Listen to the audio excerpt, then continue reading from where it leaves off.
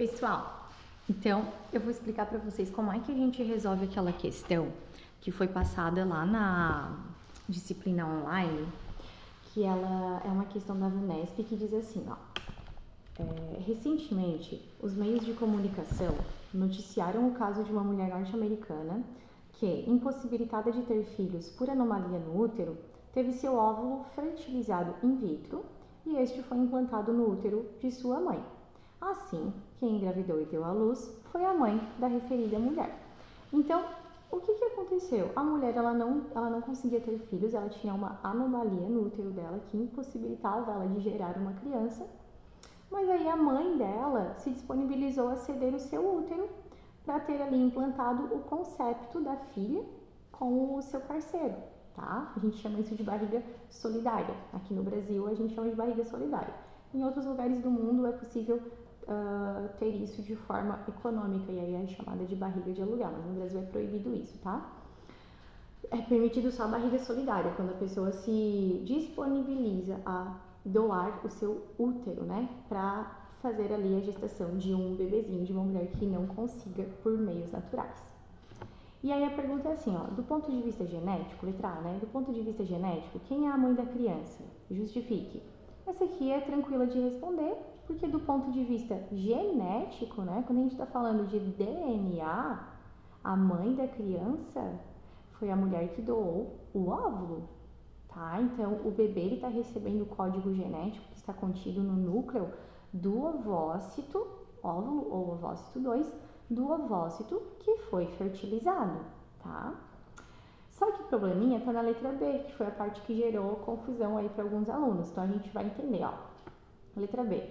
Qual a porcentagem de genes herdados da parturiente que se encontram no patrimônio genético da criança? Essa questão, a gente tem que levar em consideração que a parturiente é a avó da criança, porque quem emprestou o seu útero foi a mãe da mulher que não consegue gerar. Então, a gente vai entender da seguinte maneira essa questão. Olha só. A mãe, tá? Essa aqui é a doadora do óvulo, ó. A mãe, ela é o resultado da combinação de 50% dos genes da mãe dela e 50% dos genes do pai dela. Isso a gente sabe já, estamos cansados de saber, que nós somos o resultado da mistura de 50%, né, metade do DNA do nosso pai e metade do DNA da nossa mãe. Então aqui, metade do DNA dela herdou da mãe dela e metade do pai dela. O parceiro, né, dela, a mesma coisa.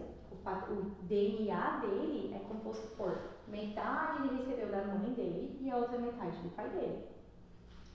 Os dois fizeram fertilização in vitro, ou seja, o espermatozoide desse homem fecundou o óvulo dessa mulher através de uma técnica científica.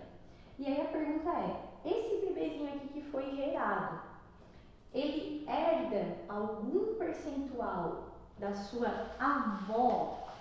Afinal de contas, a sua avó é a parturiente. Ó, então essa é a parturiente, é a sua avó. A resposta é sim, ele recebe genes da parturiente nesse caso, porque ele é neto da parturiente. Se ele não tivesse nenhuma conexão familiar, algum laço sanguíneo com a parturiente, ele não receberia nada. A resposta seria 0%, tá? Então, se fosse, por exemplo, uma barriga de aluguel, uma mulher aleatória que está recebendo para ter a geração de um bebê lá no seu útero. Nesse caso, ele não receberia nenhum percentual do patrimônio genético da mulher que está cedendo o seu útero, que está alugando o seu útero. Nesse caso, ele recebe um percentual sim, porque a parturiente é a avó dele, então é óbvio que ele herda genes dessa mulher, tá? Por que é óbvio que ele herda genes dessa mulher? Pessoal, vamos lá. O patrimônio genético de um indivíduo, o total, né? O total corresponde a 46 cromossomos, tá?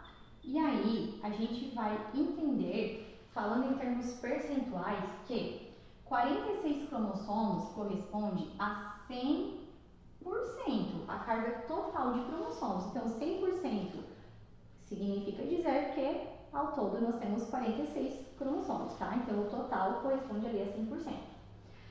Desse total de 46 cromossomos, que a gente não vai ficar analisando esse número aqui, a gente vai olhar no termo percentual, tá? Esse 100%, ele veio de onde? Ele veio, olha só, a gente vai fazer o seguinte, nós não vamos analisar do ponto de vista genético na geração do pai e da mãe dele, a gente vai analisar uma geração anterior, os avós. Então a gente vai fazer assim, ó, a gente vai pegar esse 100, que é o nosso 100%, e nós vamos dividir por 4.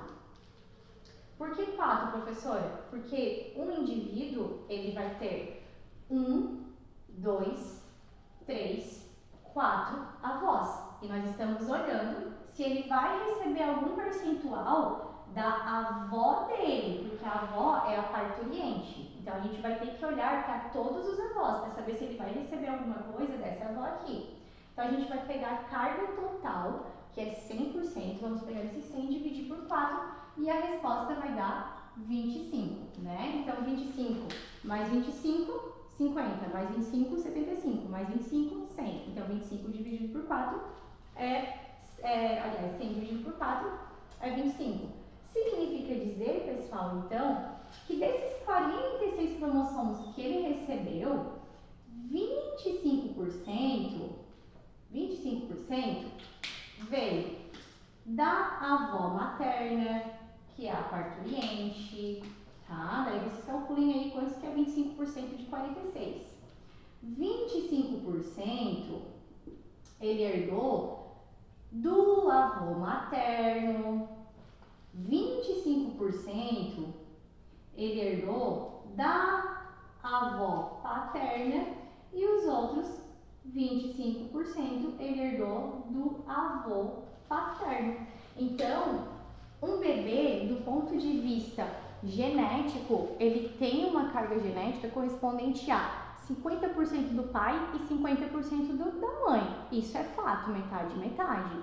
Mas se a gente olhar para uma geração anterior, a gente vai precisar levar em consideração os 4 indivíduos envolvidos, ou seja, os pais da mãe e os pais do pai, 4 pessoas. Então, um indivíduo, né, um neto, recebe 25% dos cromossomos da avó, mãe da mãe, 25% do pai da mãe, 25% da mãe do pai e 25% do pai do pai. Por isso que às vezes a gente consegue perceber que a criança, ela tem características às vezes bem parecidas com o avô, com a avó, e às vezes não necessariamente tão parecida com o pai. Às vezes os genes que estão envolvidos ali, que foram selecionados nessa herança genética, os dominantes vieram ali de uma geração anterior, do avô, da avó, tá? Então isso é comum de acontecer. Espero que vocês tenham entendido. Se vocês entenderam, daí vocês me deem algum retorno, coloquem lá nos comentários. Ah, professora, eu entendi. Se você não tiver entendido, você coloca lá. Professora, não entendi ainda, tá? Que daí a gente vê como é que a gente faz pra entender essa questão.